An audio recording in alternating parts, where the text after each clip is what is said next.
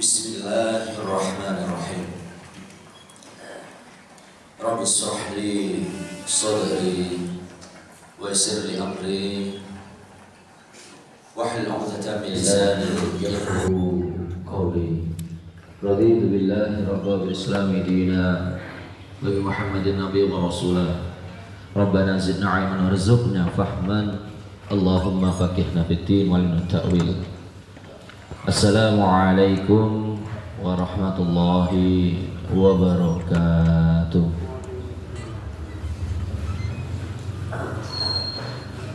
Alhamdulillahilladzi ahyana ba'dama amatana wa ilaihin nusyur. Asyhadu an la ilaha illallah wa asyhadu anna Muhammadan 'abduhu wa rasuluhu. La nabiyya wa la rasula ba'da ma ba'du. Wa ta'adana rabbukum la in syakartum la azidannakum wa la in kafartum inna 'adzabi lasyadid. Bapak Ibu jamaah salat subuh Masjid Baitul Mukhlisin yang dirahmati Allah Subhanahu wa taala. Alhamdulillah di pagi hari di bulan Syawal ini kita masih diberikan kesempatan oleh Allah Subhanahu wa taala untuk bisa melaksanakan sholat subuh berjamaah dengan keadaan sehat walafiat. Alhamdulillah. Salatan dan salaman ala nabiyina Muhammad sallallahu alaihi wasallam. Beliau yang telah memperjuangkan umatnya dari zaman jahiliyah, dari zaman kegelapan menuju zaman Islamiyah, menuju zaman terang benderang seperti yang kita rasakan saat ini, dan insya Allah syafaatnya kita dapatkan di yaumil qiyamah. Amin ya rabbal alamin.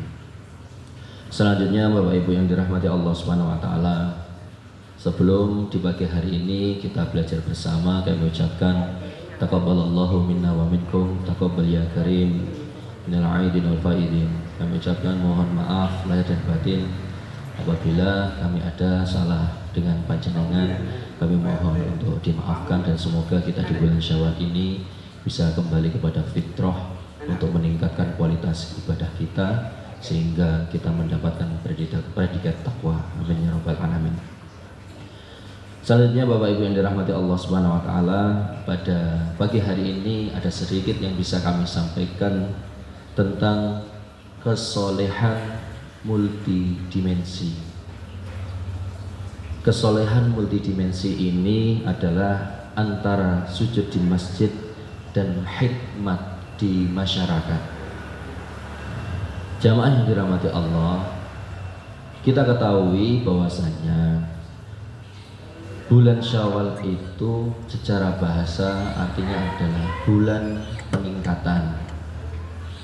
Namun seringkali Bapak Ibu yang dirahmati Allah, kita terjebak mengartikan peningkatan hanya sebatas jumlah rakaat sholat atau jumlah lembar tilawah.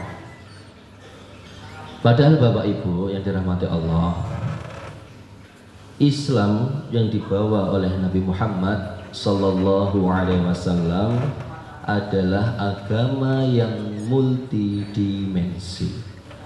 Ia tidak hanya mengatur hubungan kita dengan Allah di atas sajadah saja, tapi juga hubungan kita dengan kemanusiaan. Entah itu di jalan raya, entah itu di pasar, entah itu di tempat kerja kita. Maka dari itu,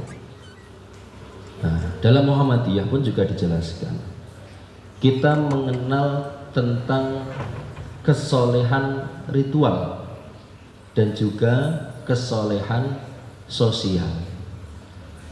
Seorang muslim tidak boleh timpang salah satunya antara kedua tersebut. Dimensi yang pertama adalah hablum minallah, yaitu yang kita sebut tadi kesolehan ritual. Nah, ini menjadi fondasi bagi kita Bapak Ibu. Tanpa kita sholat atau sujud yang benar, maka amal sosial kita akan kehilangan ruhnya.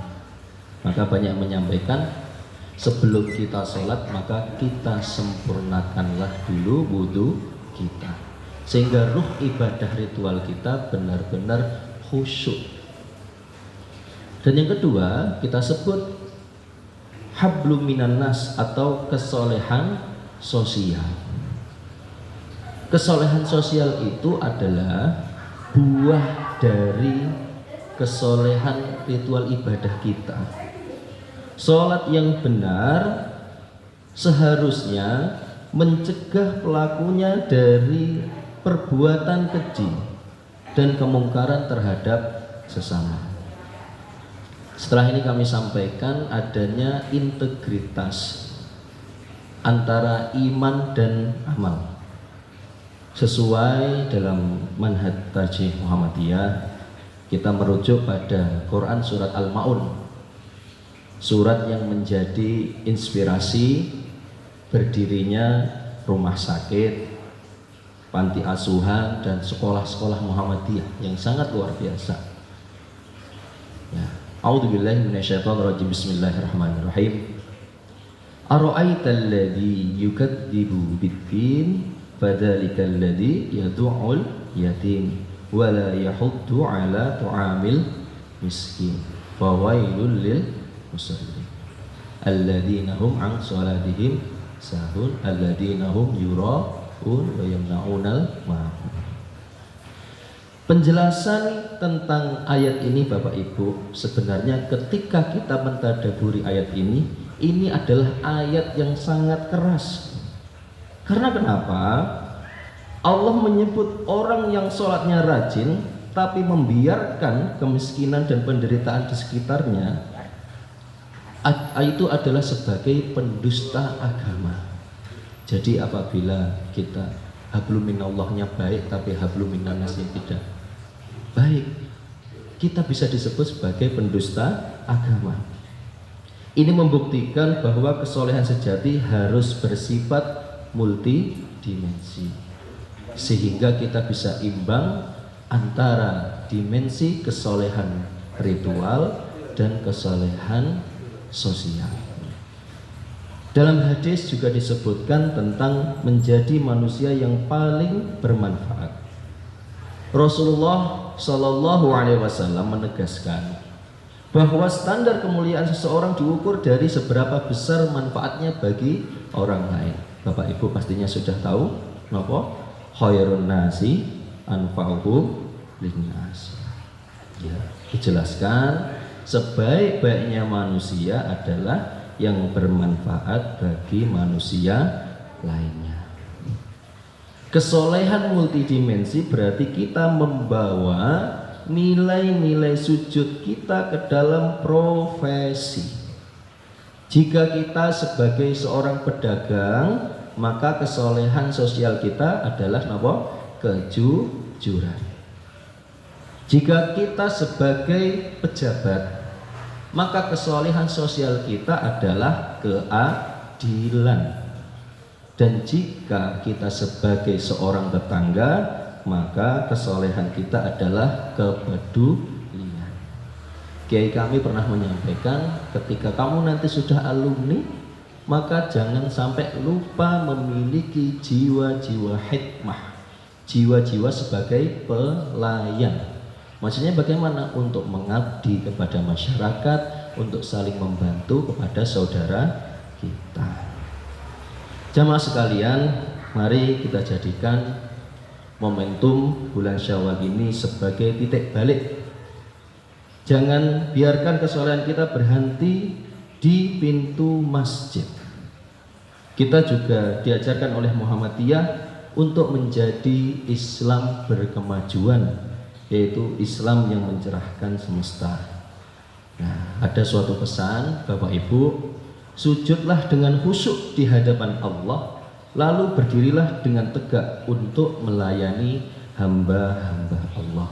Allahumma a'inna ala zikrika wa syukrika wa husni ibadatik.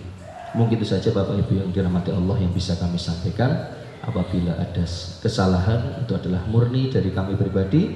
Apabila ada sesuatu yang baik yang bisa panjenengan ambil itu adalah murni dari Allah Subhanahu wa taala. Nasrun minallah wa fathun qarib. Wassalamualaikum warahmatullahi wabarakatuh.